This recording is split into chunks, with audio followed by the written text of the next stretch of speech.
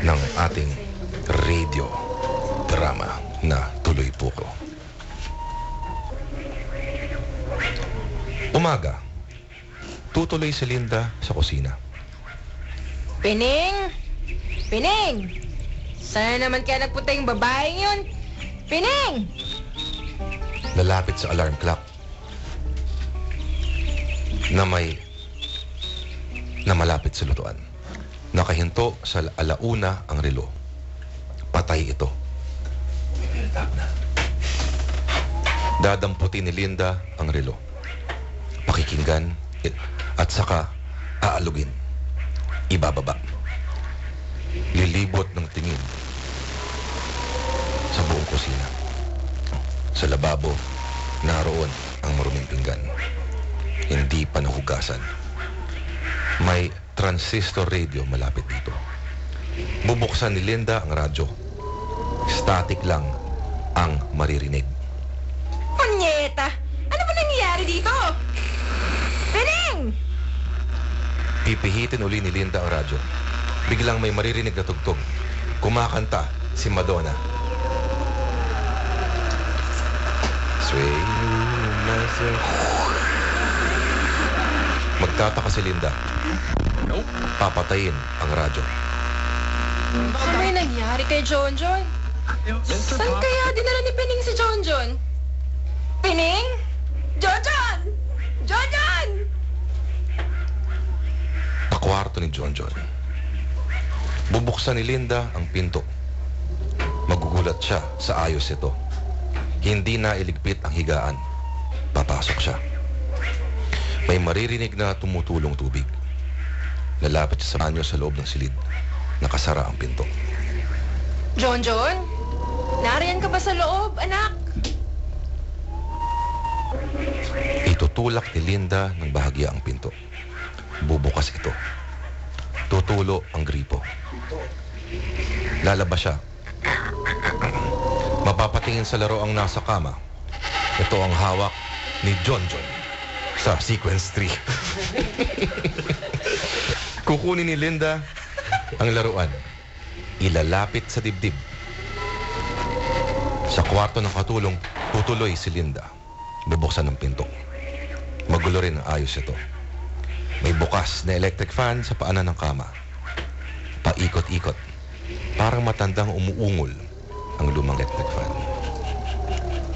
Lalapit si Linda sa fan at papatayin. Titingin si Linda sa silid. Ang haba ng narration. Bubuksan ang cabinet ni Pining at hahalughugin ang mga gamit nito.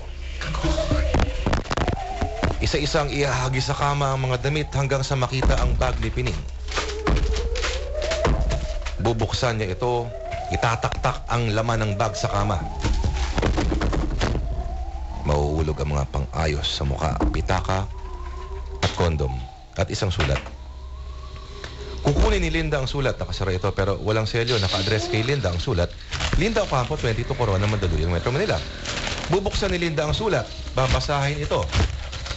Dear Ate Linda, sana po wag po kayong magagalit. Matagal na po akong gustong magpaalam sa inyo.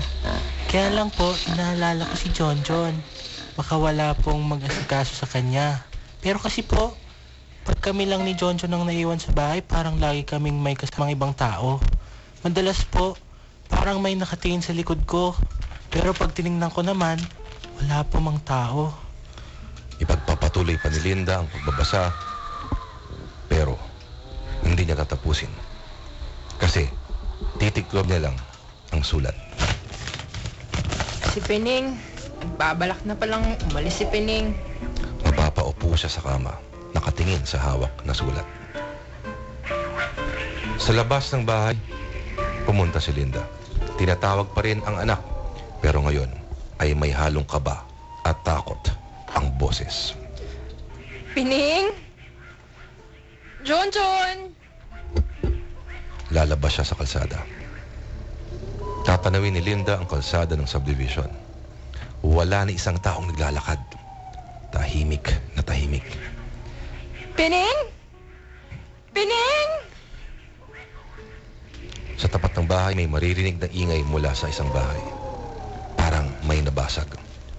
Lalapit si Linda sa gate. Medyo sisilip. Bukas ang pinto ng bahay. Sisa? Pining? John! Crispin! At syempre, dahil horror, walang sasagot. Lalapit si Linda sa doorbell. Pipindutin ang doorbell at tutunog ito.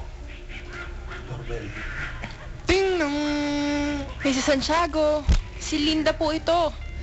Mrs. Santiago, nariyan po ba si Pining? Ting-nong! Nakita niyo ba si John? Mrs. Santiago! Bumalik si Linda sa bahay. Dumadial sa telepono. Rotary pa to. Oh, sa kabilang linya, walang sasagot. Dadial ulit siya. Maliit yung doorbell. Pero, wala pa rin sasagot. Ibabagsak niya ang telepono.